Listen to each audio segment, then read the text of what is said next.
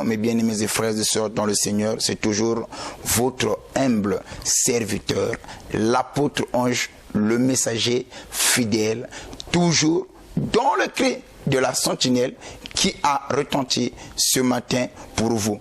On a souvent l'habitude de dire, écoutez et votre âme vivra. Bien-aimés, nous avons déjà commencé une série où on parle sur des bonnes connexions.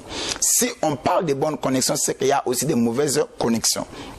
Il y a les connexions dans la vie qui peuvent te booster, qui peuvent t'amener plus haut, plus loin que tu le penses. Mais pour cela, tu dois choisir. Et bien aimé, pour ton information, déjà, j'aimerais te repréciser ou te éclairer sur un certain point. Dieu ne nous a pas imposé les amis. Dieu ne nous a pas imposé l'entourage. Les amis, on les choisit avec beaucoup de critères, avec beaucoup de principes.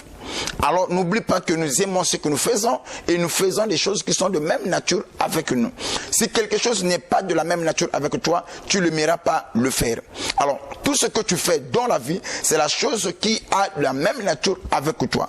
Maintenant, nous voulons parler toujours sur les bonnes connexions, mais cette fois-ci, nous allons ajouter un plus. Mais ce que nous aimerons ajouter aux enfants de Dieu, c'est que faut savoir définir tes relations. Beaucoup de chrétiens aujourd'hui qui vont à l'église et qui prient, mais qui ne savent pas définir les relations. Alors, ils s'ouvrent à tout le monde. À la première vidéo qu'ils se rencontrent avec une personne, la personne, je m'ouvre. Je m'abandonne à ce dernier. Alors, c'est le danger que beaucoup des enfants de Dieu commettent aujourd'hui.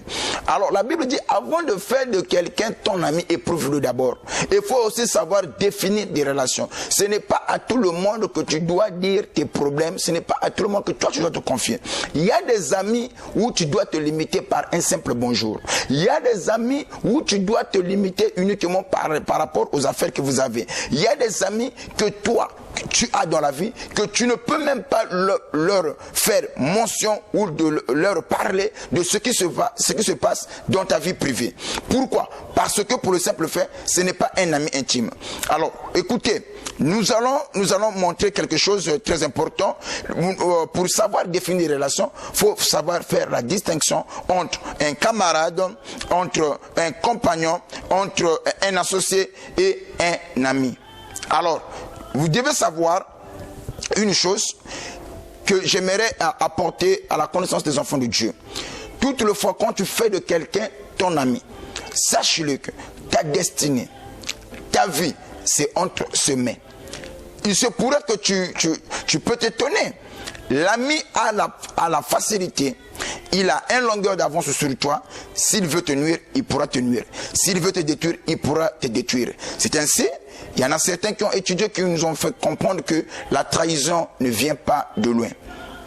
Pour que les scribes, les sadducéens puissent mettre la main sur Jésus, il a fallu l'un d'eux qui...